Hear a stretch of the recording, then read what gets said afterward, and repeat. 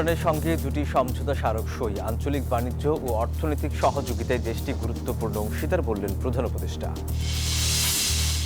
প্রথমবারের মতো ভোট দেওয়ার সুযোগে সৌদি প্রবাসীদের উচ্ছ্বাস গণতান্ত্রিক চর্চার পথ সুগম করবে বলছেন রেমিট্যান্স যোদ্ধারা। এবং হোয়াইট হাউসের ট্রাম্প মামদানির বৈঠকে সৌহার্দ্যের বার্তা। নিউ ইয়র্কের অভিবাসন ও আবাসন সমস্যা নিরসনে গুরুত্ব আরোপ নয়া মেয়রের।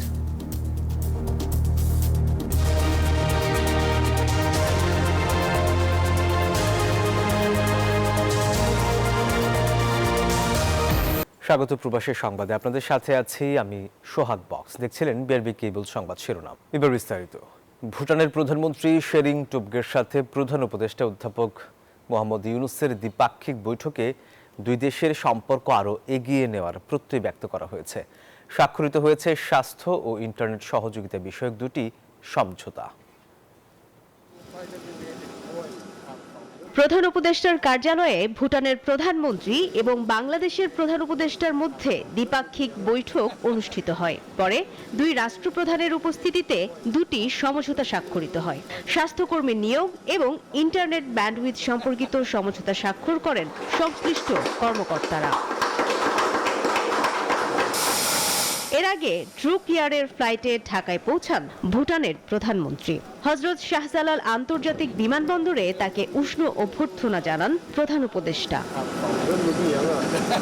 ভিআইপি লাউঞ্জে দুই নেতার সংক্ষিপ্ত বৈঠকে তোবগে বাংলাদেশের সাম্প্রতিক ভূমিকম্পে প্রাণহানি ও ক্ষয়ক্ষতির বিষয়ে খোঁজ নেন এবং শোক প্রকাশ করেন। পরে তাকে দেওয়া হয় গার্ড অফ অনার।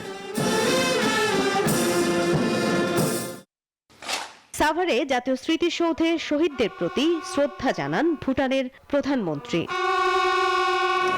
পররাষ্ট্র উপদেষ্টা এম তৌহিদ হোসেন এবং বাণিজ্য উপদেষ্টা শেখ বশির উদ্দিনের সঙ্গে আলাদা বৈঠক করেন ভুটানের প্রধানমন্ত্রী। অংশ নেন তার সম্মানে সরকারি নৈশভোজে। সফরের দ্বিতীয় দিনে বিএনপি, জামায়াত ও এনসিপি নেতাদের সঙ্গে বৈঠক করার কথা রয়েছে ভুটানের প্রধানমন্ত্রীর। মারুফা রহমান, নিউজ 24, ঢাকা।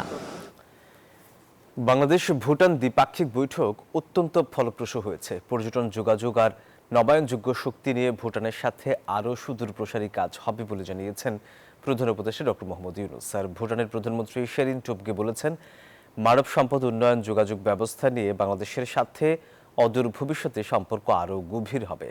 শনিবার সন্ধ্যায় রাজধানীর এক হোটেলে ভুটানের প্রধানমন্ত্রী শেরিং টুবগের সম্মানে আয়োজিত রাষ্ট্রীয় নৈশভোজে অংশ নিয়ে এসব কথা বলেন তারা। এ সময় প্রধান উপদেষ্টা আরও বলেন, এখন আরও বেশি বাংলাদেশের চিকিৎসক ও স্বাস্থ্যকর্মী ভুটানে কাজ করার সুযোগ পাবেন। জানান, আঞ্চলিক বাণিজ্য এবং অর্থনৈতিক সহযোগিতার ক্ষেত্রে ভুটান বাংলাদেশের গুরুত্বপূর্ণ অংশীদার।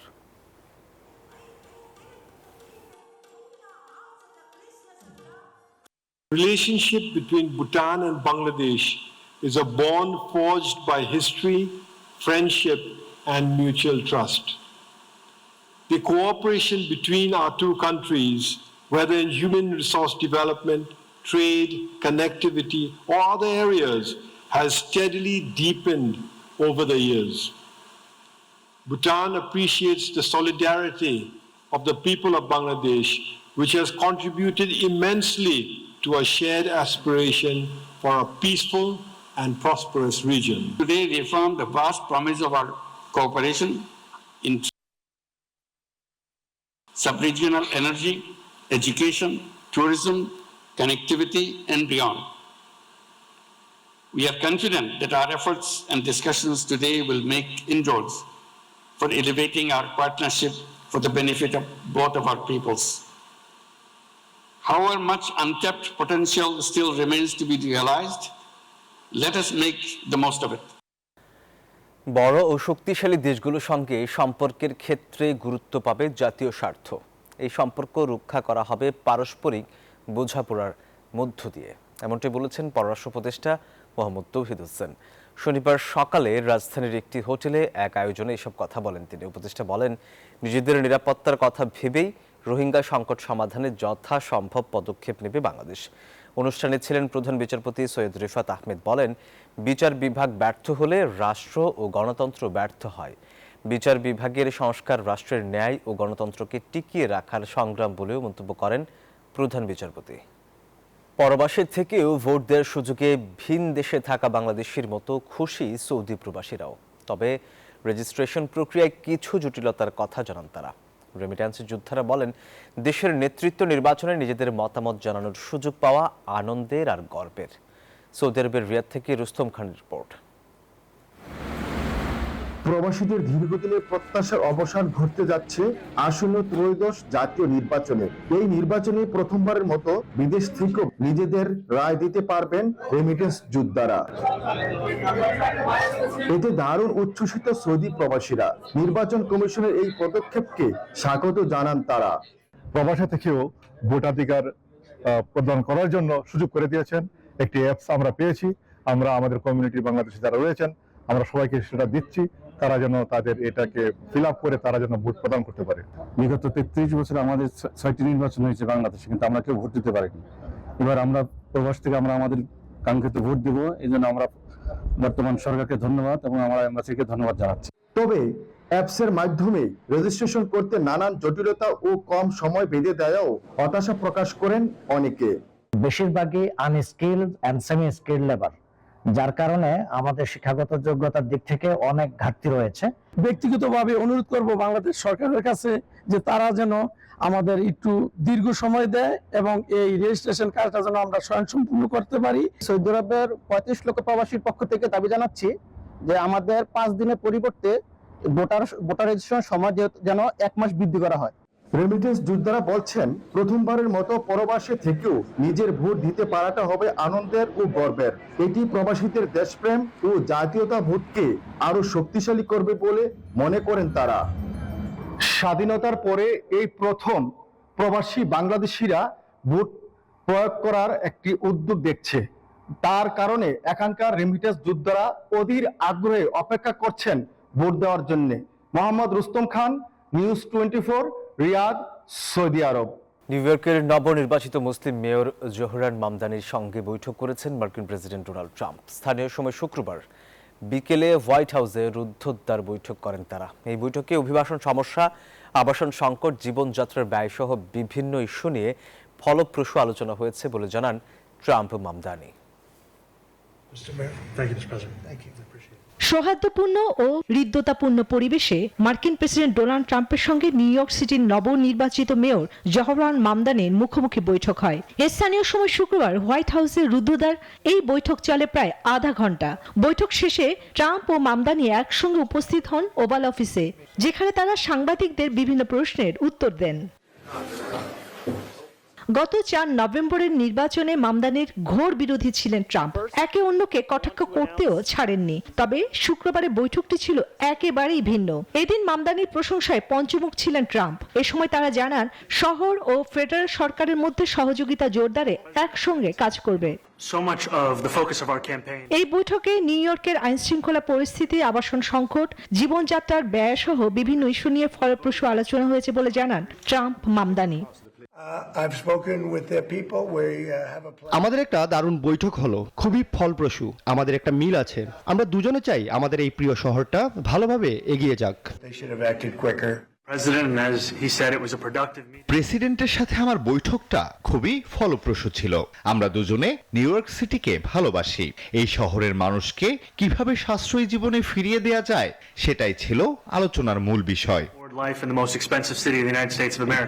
চলতি মাসের শুরুতে অনুষ্ঠিত নির্বাচনে সাবেক গভর্নর এন্ড্রু কুমোকে বিশাল ব্যবধানে পরাজিত করে নিউ ইয়র্ক সিটির ইতিহাসে প্রথম মুসলিম মেয়র নির্বাচিত হন 34 বছর বয়সী ডেমোক্র্যাট নেতা জোহরান মামদানি। 1 জানুয়ারি বর্তমান মেয়র এরিক অ্যাডামসের কাছ থেকে দায়িত্ব নেবেন তিনি।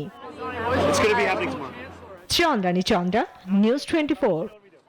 কুয়েতে প্রবাসী বাংলাদেশি কর্মীদের জন্য বাংলাদেশ দূতাবাসের উদ্যোগে অনুষ্ঠিত হলো স্বাস্থ্য সচেতনতা ও বিনামূল্যে স্বাস্থ্য পরীক্ষা ক্যাম্প। এতে অভিজ্ঞ বাংলাদেশি চিকিৎসকদের স্বেচ্ছাসেবায় রক্তচাপ, সুগার সহ সাধারণ শারীরিক পরীক্ষা ও প্রাথমিক চিকিৎসা দেওয়া হয়। ক্যাম্পের উদ্বোধন করেন রাষ্ট্রদূত মেজর জেনারেল সৈয়দ তারেক হোসেন। এ সময় প্রবাসীদের জন্য ভবিষ্যতে ওয়াফরা সহ আরও এলাকায় এই ধরনের স্বাস্থ্যসেবা আয়োজনের পরিকল্পনার কথাও জানান তিনি। বিএনপির ভারপ্রাপ্ত চেয়ারম্যান তারেক রহমানের 61তম জন্মদিন উপলক্ষে লন্ডনের ব্রিকলেন জামে মসজিদে দোয়া মাহফিল অনুষ্ঠিত হয়েছে। যুক্তরাজ্য বিএনপির উদ্যোগে অনুষ্ঠিত দোয়া মাহফিলে তারেক রহমানের দীর্ঘায়ু ও সুস্থতা কামনা করে দোয়া করা হয়। এ সময় বিএনপি চেয়ারপারসন বেগম খালেদা জিয়ার সুস্থতা ও দীর্ঘায়ু কামনা এবং শহীদ প্রেসিডেন্ট জিয়াউর রহমান ও আরাফাত রহমান কুকুর আত্মার মাগফিরাত কামনায় দোয়া করা হয়। আবুল কালাম আজাদ এবং মওদুদ আহমেদ খানের তত্ত্বাবধানে এতে উপস্থিত ছিলেন বিএনপি চেয়ারপারসনের উপদেষ্টা মাহিদুর রহমান, যুক্তরাজ্য বিএনপির প্রধান উপদেষ্টা শায়েস্তা চৌধুরী কুদ্দুস, সহসভাপতি মুজিবুর রহমান মুজিব সহ অনেকেই। দেশ এখন নির্বাচনমুখী, জনগণ প্রস্তুত, এমন মন্তব্য করেছেন বিএনপির চেয়ারপারসনের উপদেষ্টা যুক্তরাজ্য বিএনপির সভাপতি ও সিলেট ৩ আসনে দলের মনোনীত প্রার্থী মোহাম্মদ আব্দুল মালিক। শনিবার দক্ষিণ সুরমার চণ্ডীপুল পয়েন্টে বিশাল নির্বাচনী জনসভায় প্রধান অতিথির বক্তব্যে কথা বলেন তিনি। তফসিলের আগে আইনশৃঙ্খলা বাহিনী কঠোর হলে ভোটারদের মনে শান্তি ফিরবে বলেও মনে করেন আব্দুল মালিক। আশা প্রকাশ করেন ত্রয়োদশ নির্বাচনে লাখো মানুষের ভোটে বিএনপি জয়ী হবে।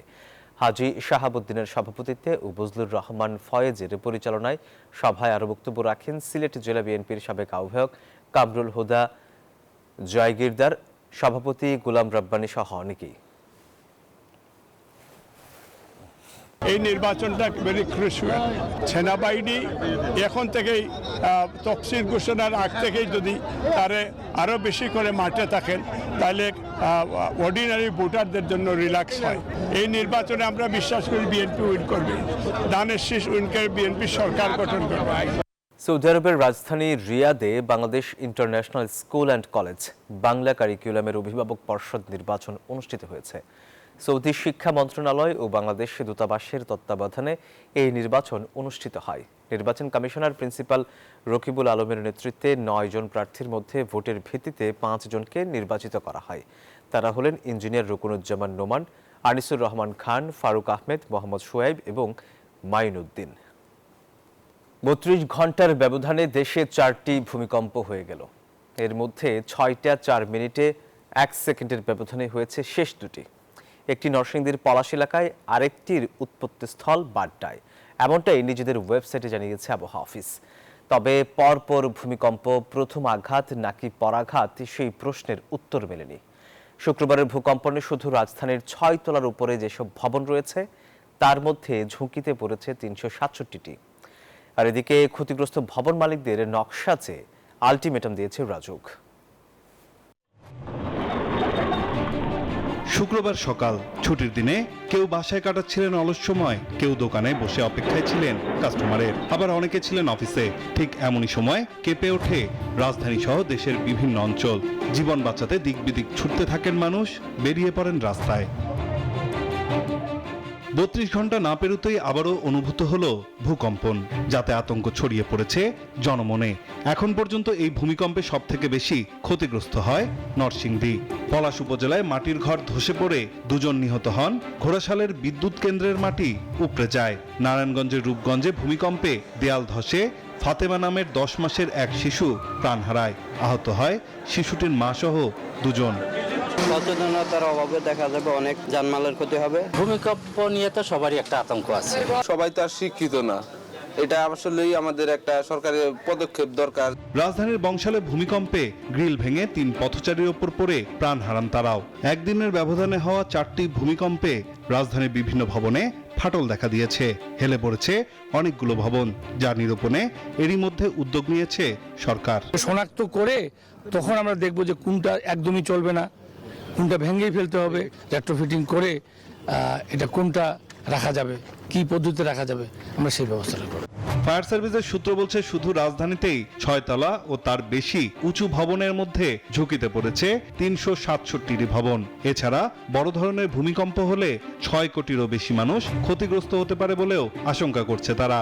বড় কম্পনে সবথেকে বেশি ঝুঁকিতে রাজধানী ঢাকা সহ আছে চট্টগ্রাম, সিলেট, রংপুর এবং ময়মনসিংহের অঞ্চল। তাই এমন দুর্যোগ মোকাবিলায় সরকারকে যেমন উদ্যোগ নিতে হবে, তেমনি মানুষকেও সচেতন হবার পরামর্শ বিশেষজ্ঞদের। নাইন আলচিকো, নিউজ 24, ঢাকা। এবারে জেডিএসআরএম নির্বাচনের পথে।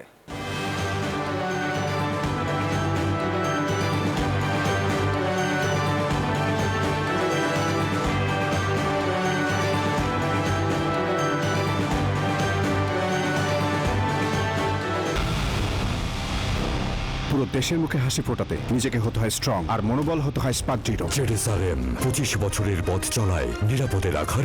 জোটে থাকলেও 10 বছরেও হাসিনা বিরোধী আন্দোলনের দৃশ্যমান ছিল না জামাত, এমন মন্তব্য করেছেন বিএনপি মহাসচিব মির্জা ফখরুল ইসলাম আলমগীর। জানান, বেহেশতের টিকিট বিক্রির নামে মানুষকে বোকা বানাচ্ছে ধর্মভিত্তিক দলটি। আলাদা অনুষ্ঠানে জনদাবির সাথে একাত্মতা পোষণ করে আগামী নির্বাচনে অংশ নিতে জামায়াতের প্রতি আহ্বান জানিয়েছেন বিএনপি স্থায়ী কমিটির সদস্য সালাউদ্দিন আহমেদ। দুর্যোগ সংকটে পথ দেখানো জাতীয় শহীদ মিনারে শনিবার সমাবেশ করল জাতীয়তাবাদী মুক্তিযোদ্ধা দল ও মুক্তিযুদ্ধের প্রজন্ম। সেখানে যোগ দেন বিএনপির স্থায়ী কমিটির সদস্য সালাউদ্দিন আহমেদ। বলেন, গণ অভ্যুত্থানে পলাতক আওয়ামী লীগের মূলোৎপাটন এখনো বাকি। পাশাপাশি সমালোচনা করেন জামাতের। জনদাবির সাথে একাত্মতা পোষণ করে আগামী নির্বাচনে আসার আহ্বান জানান সালাউদ্দিন আহমেদ। আলাদা অনুষ্ঠানে গণতন্ত্র বিরোধী একটি মহল নির্বাচন বিলম্বিত করার ষড়যন্ত্র করছে বলে অভিযোগ করেন আমির খুসরু মাহমুদ চৌধুরী। আন্দোলন থেকে রাতারাতি সরে আসা একটু লজ্জা শরমের ব্যাপার আছে, কিন্তু জাতীয় রাজনীতিতে কৌশলে জনদাবির সাথে একাত্মতা পোষণ করা অত্যন্ত জরুরি। যমুনার সামনে অবস্থান দেওয়ার ঘোষণা দিয়ে যমুনা থেকে সরে এসে এখন গঙ্গার কিনারে দাঁড়িয়েছেন। আশা করি আপনারা ভবিষ্যতে জনগণের ময়দানে, নির্বাচনের ময়দানে অতি শিগগির আপনারা অবতরণ হবেন। গণতন্ত্র না থাকলে যাদের লাভ, তারা গণতন্ত্র চাইবে কেন? কাদের লাভ সেটা তো আপনারা বুঝতেই পারছেন।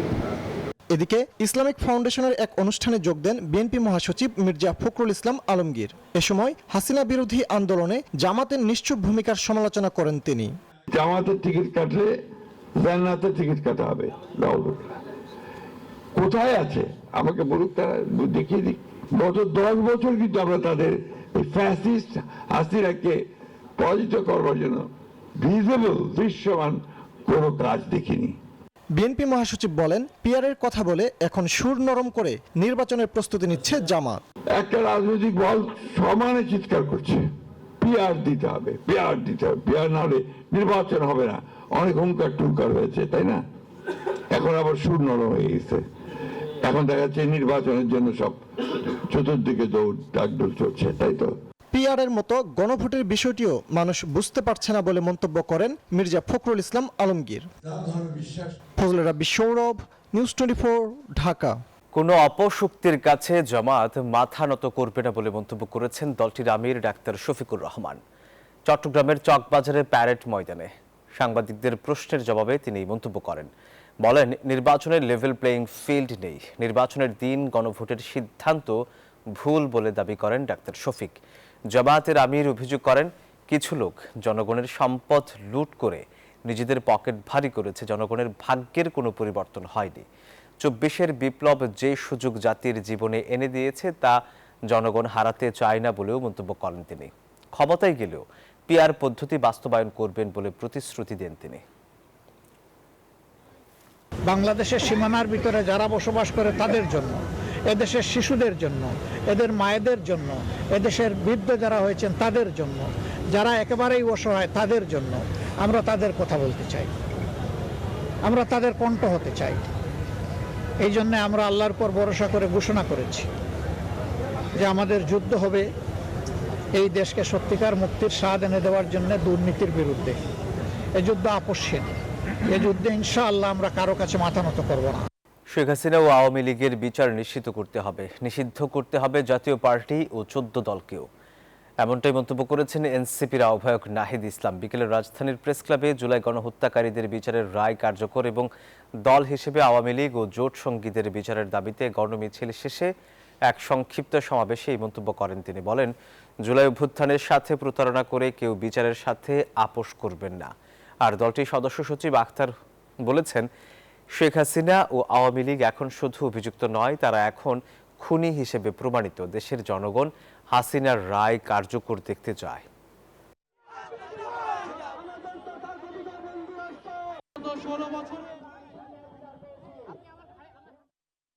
শেখ হাসিনাকে দেশে ফিরিয়ে এনে দ্রুত রায় কার্যকর করতে হবে। দ্বিতীয়ত শুধু শেখ হাসিনা নয়, দল হিসেবে আওয়ামী লীগের বিচার নিশ্চিত করতে হবে এবং জাতীয় পার্টি সহ আওয়ামী লীগের সহযোগী যেই দলগুলো রয়েছিল তারাও সমান অপরাধী এবং তাদেরকেও বিচারের আওতায় আনতে হবে। তারা আদালতের মাধ্যমে খুনি এবং মানবতা বিরোধী অপরাধে তারা অভিযুক্ত হিসেবে প্রমাণিত হয়েছে। এই শেখ হাসিনা এবং আওয়ামী লীগ বাংলাদেশের মানুষের উপরে বিগত 16 বছর ধরে নির্যাতন, নিপীড়ন এবং গণহত্যা চালিয়েছে। রাজধানীর বকশীবাজারে আলিয়া মাদ্রাসায় শিক্ষার্থীদের দুটি পক্ষের মধ্যে সংঘর্ষের ঘটনা ঘটেছে। পরে সেনাবাহিনী ও পুলিশ গিয়ে পরিস্থিতি নিয়ন্ত্রণে এনেছে। শনিবার রাত 10টার দিকে এই ঘটনা ঘটে। জানা গেছে, মাদ্রাসার ভেতরে একটি মিলাদ মাহফিলের অনুষ্ঠান ছিল। সেই মাহফিলে শিক্ষার্থীদের দুই পক্ষের বাকবিতণ্ডা হয়। এক পর্যায়ে দুই পক্ষ সংঘর্ষে জড়িয়ে পড়ে। খবর পেয়ে পুলিশ ও সেনাবাহিনী গিয়ে পরিস্থিতি নিয়ন্ত্রণে আনে। এই ঘটনায় আহত দুই শিক্ষার্থীকে ঢাকা মেডিকেলে ভর্তি করা হয়েছে। আর মাদ্রাসা প্রাঙ্গণ ও আশপাশের এলাকায় থমথমে পরিস্থিতি বিরাজ করছে। এদিকে মাদ্রাসার প্রধান শিক্ষক জানান, পুরো ঘটনার তদন্ত করে জড়িতদের বিরুদ্ধে ব্যবস্থা নেওয়া হবে। আপাতত হলগুলো বন্ধ করে দেওয়া হয়েছে। আমি তদন্ত কমিটি করে দিব, তদন্ত কমিটিতে একটা গাইডলাইন আমরা দিব যে এইভাবে এটা বের করেন, হ্যাঁ এটা বের করেন। সেটা তদন্ত কমিটি দিলে আমাকে সুপারিশও দিবেন। আমাকে যদি সরাসরি তথ্য সহ অভিযোগ দেয় আমি অবশ্যই দেখবো। সেটা কোনো ছাত্র সংগঠন বা কোনো কারো জন্য না, এটা যে কোনো লোকই করুক, এখন আমার মাদ্রাসার সাথে জড়িত ছাত্র, শিক্ষক বা কর্মচারী, আমি কাউকে ছাড় দিব না। দর্শক, আর এই ছিল প্রবাসী সংবাদে। ধন্যবাদ সবাইকে।